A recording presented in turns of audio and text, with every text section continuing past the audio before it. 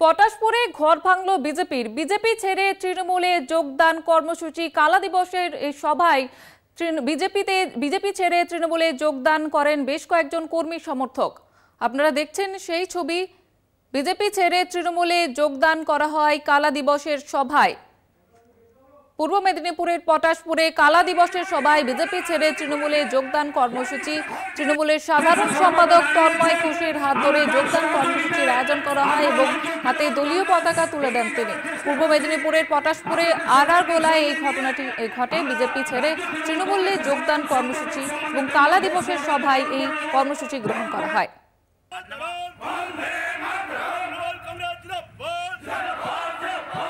আপনারা দেখছেন সেই ছবি, হাতে দলীয় পতাকা তুলে দিচ্ছেন।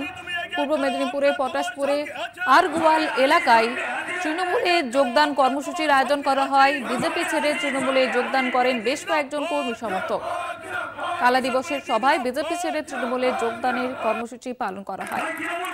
তৃণমূলের সাধারণ সম্পাদক তন্ময় ঘোষের হাত ধরে যোগদান কর্মসূচি করা হয় এবং তিনি দলীয় পতাকা হাতে তুলে দেন।